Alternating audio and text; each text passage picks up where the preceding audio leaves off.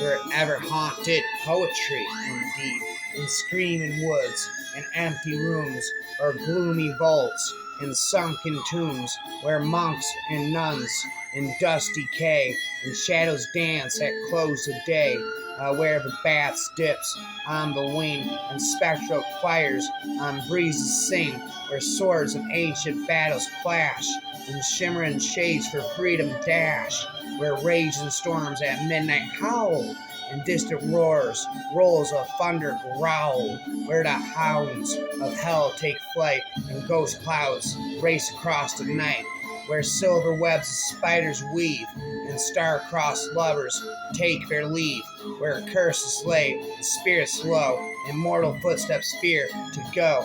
Death holds life in grim embrace, its lines etched on the sinner's face, where the march of time is flaunted. I live in a house with no windows, a black curtain hangs on my door. The voices of conscience torment me. I live in a room with no floor. There's dirt in the corner I can't see. There's water that runs down the wall. There's mice in the attic above me and rats playing games in the hall. I live in a house with no windows and sleep in a room with no heat. The darkness of light that surrounds me keeps out the sounds of the street. I wake when the shadows I have fallen and walk when the memories cease, when purpose in life has no meaning and only the wicked find peace. Each night you sense that I'm by you, you feel at my breath as you sleep. You hear the faint creak of the floorboards as out from the shadows I creep. I live in a house with no windows. I live in a house that's now yours. It's my voice you think that you're hearing, for I died in this room with no doors, on the lone bleak moor, at the midnight hour, beneath the gallows tree. Hand in hand the murderers stand one by two or three, and the moon that night, with a great cold light, each baleful object tips. One half of her form is seen through the storm, the other half's hid in eclipse, and the cold wind howls, and the thunder growls, and the lightning is broad and bright, and altogether it's very bad weather, and an unpleasant sort of sight. Oh, 'tis a fearful thing to be no more, or if to be, to wander after death, to walk as spirits do, and breaks all day, and when the darkness comes to glide in paths that led to graves, and in the silent vault where lies your own pale shroud to hold over it, striving to enter your forbidden corpse, and often vainly breathe your ghost into your lifeless lips. Next died the lady who young Hall possessed, and here they brought her noble bones to rest. In town she dwelled, forsaken stood the hall. Worms ate the floors, the tapestry fled the wall. No fire the kitchen's cheerless grate displayed, no cheerful delight the long closed sash conveyed, of a crawling worm that turns a summer fly. Here spun his shroud and laid him up to die, the winter death upon the bed of sate. The bat shrill shrieking wooed his flickering mate. The bat shrill shrieking wooed his flickering mate. To empty rooms the curious came no more. From empty cellars turned the angry poor, and surely beggars cursed the ever bolted door. When by scorn of murderess I am dead, and that thou thinkest thee free from all solicitation from me, then shall my ghost come to thee bed, and thee fain vestal and worse arms shall see. Then thy sick taper will begin to wink, and he whose thou art then being tired before will, if thou stir or pinch to wake him, think thou callest for more, and in false sleep will from thee shrink. And then poor aspen wretch, neglected bough, bathed in a cold quicksilver sweat, wilt lie, bury your ghost and I. What I will say I will not tell thee now, lest that preserve thee. And since my love is spent, I had rather thou shouldest painfully repent, than by my threatenings rest still innocent. And travelers now within that valley, through the red lenten windows see vast forms that move fantastically to a discordant melody, while like a ghastly rapid river, through the pale door, hideous frond rush out forever and laugh, but smile no more. Now first, as I shut the door, I was alone in the new house, and the wind began to moan.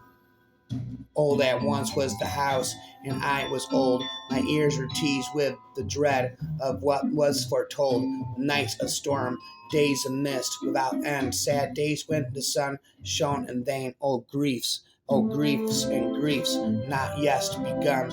All I was foretold, naught could I foresee, but I learnt how the wind would sound after these fanes should be indeed, whence the poised fragment tottering seems to throw a trembling shadow on the plain below. Here oft, when evening sheds her twilight ray, and glides with fainter beam the parting day, with breathless gaze and cheek with terror pale, the lingering shepherd startles at the tale, how at deep midnight by the moon's chilling glance unearthly forms prolong the viewless dance, while on each whispering breeze the murmurs by his bruised fancy hears the hollow sigh.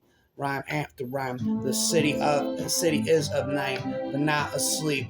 Their sweet sleep is not for the weary brain, but pitiless hours like years and ages creep, and night seems a termless hell. This dreadful strain of but thought and consciousness, which never ceases, or which some moments do purr, but increases. This worse than woe, makes wretches there insane. They leave all hope behind who enter there. One certitude, while saying they can't not leave.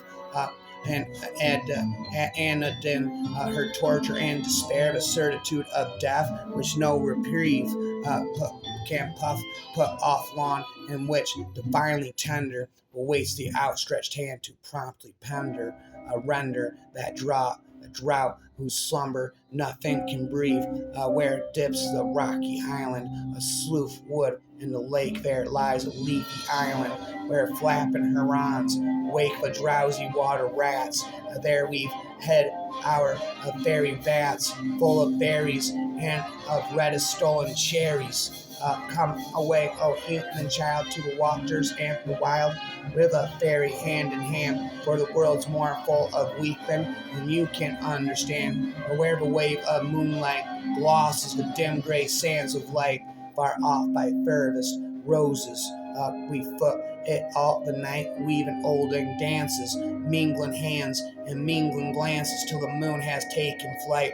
To and fro we leap, and chased by the frothy bubbles, while the world is full of troubles and anxious in its sleep. Come away, O human child, to the waters and the wild, with a fairy hand in hand, for the world's more full of weeping than you can understand, where the wandering water gushes from the hills above Glencar, and pools among the rushes of the scarce could bathe a star. We seek from slumbering trout, and whispering in their ears, give them unquiet dreams, leaning softly up from ferns that drop their tears over the young streams. Come away, O human child, to the waters and the wild, with a fairy hand in hand, for the world's more full of weeping than you can understand. Away with us he's going, solemn-eyed. He'll hear no more the glowing of the calves on the warm hillside, or the kettle on the hob. Sing peace into his breast, receive a brown night mice mob. Bob round and round the oatmeal chest, for he comes the human child to the waters and the wild, with a fairy hand in hand, for the world's more full of weeping than he can understand.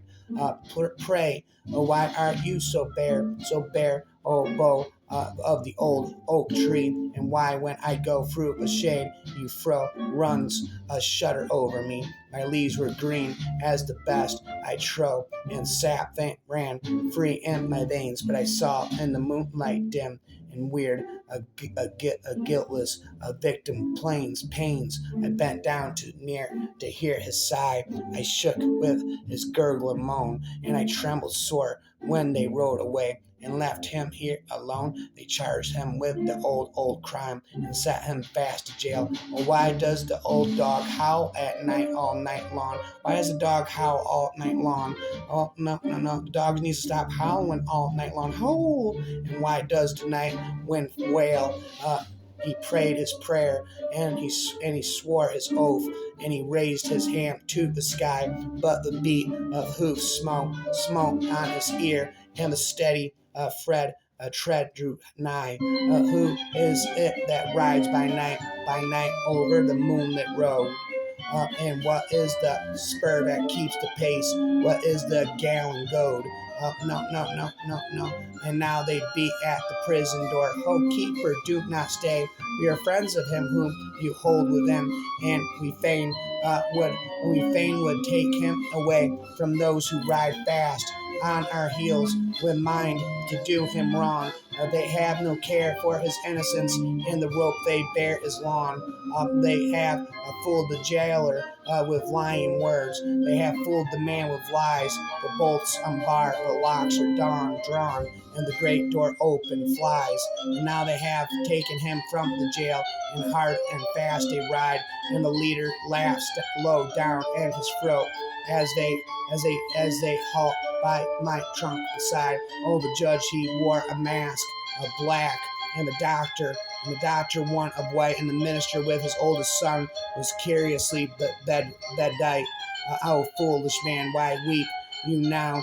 'Tis but a little space, and the time will come when these shall dread the memory of your face.